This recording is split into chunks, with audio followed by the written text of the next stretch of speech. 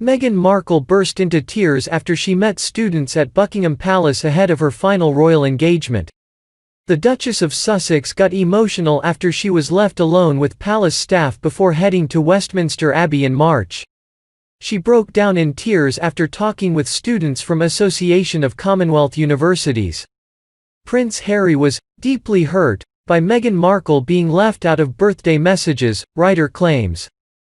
Prince Harry was deeply hurt by his wife Meghan Markle being excluded from his birthday messages, a writer has claimed. The Duchess of Sussex was notably absent from her husband's 36th birthday pictures, shared by members of the royal family earlier this week. Writing for the Mail, journalist Amanda Plattle said the issue was made worse by the fact Kate Middleton was included in the Cambridge's snap, even though Meghan wasn't. Amanda wrote, "Despite palace protocol dictating that spouses are not included in pictures celebrating royal birthdays, it must have hurt Prince Harry deeply to see that the images released by his grandmother, father and brother to celebrate his 36th birthday all excluded his wife Meg's." Meghan's fans were quick to slam the shady royals for excluding her from the posts. The birthday messages come as Harry has thrown himself into his new life outside of the royal family after he moved to the US with wife Meghan. Meghan Markle and Prince Harry, very happy, in new Montecito home after leaving LA. Meghan Markle appeared in a new video from her Montecito home recently, with a small piece of furniture proving how much herself and Prince Harry are enjoying living in California. A barely visible feature in Meghan Markle's new virtual call proves herself and Prince Harry are loving life in California, according to royal expert Omid Scobie. The Sussexes moved to their new home into the ritzy Montecito neighborhood in June, having lived for several months in Tyler Perry's mansion in Los Angeles. Meghan gave a glimpse of her new mansion when she spoke to the charity Smart Works to celebrate the first anniversary of her own workwear collection, Smart Set. A stunning fireplace was seen behind her as well as a window which gave a small look into the green surroundings they now live in.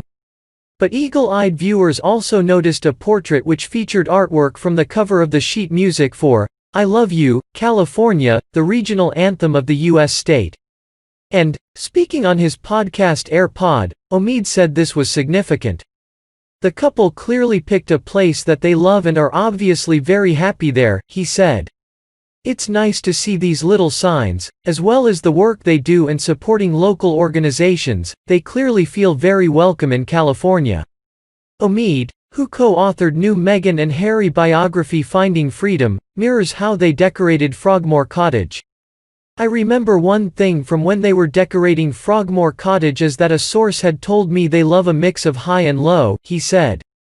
So a lot of their artwork was actually prints and posters that they had had framed or professionally mounted.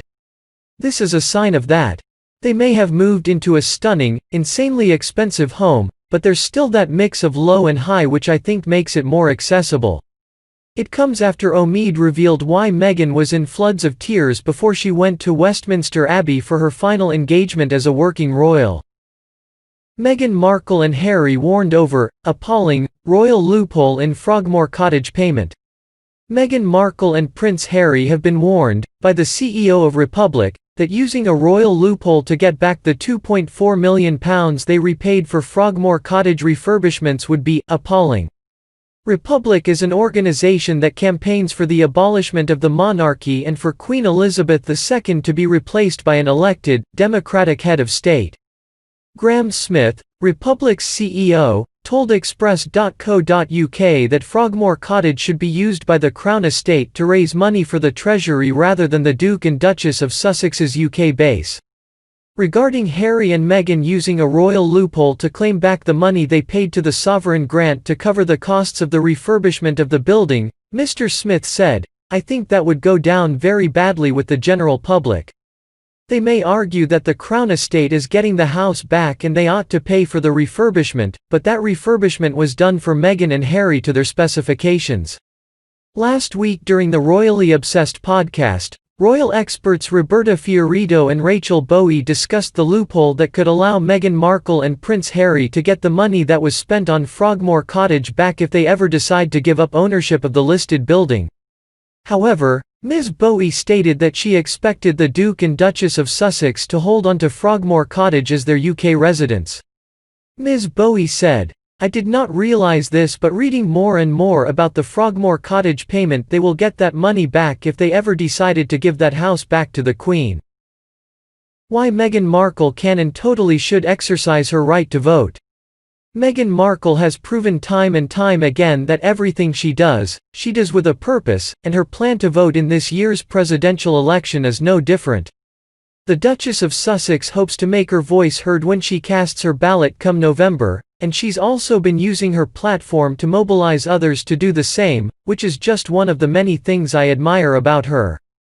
"We vote to honor those who came before us and to protect those who will come after us," Meghan recently said during When We All Vote's virtual #couch party event. Exercising your right to vote isn't simply being part of a solution, it's being part of a legacy.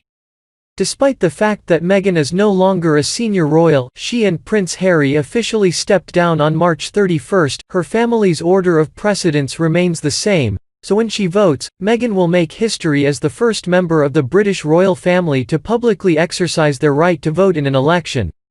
While this is obviously an exciting milestone and a significant step in modernizing the antiquated British monarchy, the Duchess has received backlash, namely from the UK press, for actively encouraging others to vote and speaking out about causes she cares about. Piers Morgan and London Assembly member David Curtin both tweeted in August that the Sussexes should be stripped of their titles for speaking so publicly about the US election, while broadcaster Julia Hartley-Brewer slammed Meghan and Harry for breaching their contracts as royals. But before I go on, let's just get one thing straight. Even though royals never vote in elections and typically remain politically neutral, there is no rule that actually forbids it, unless you're Queen Elizabeth II. Also, let's not forget that Meghan is a US citizen, after all.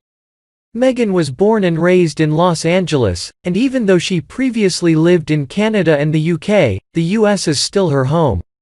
She and her family are now living in Santa Barbara, and as a citizen, she has a duty to exercise her right to vote, as the results of the election will affect her personally.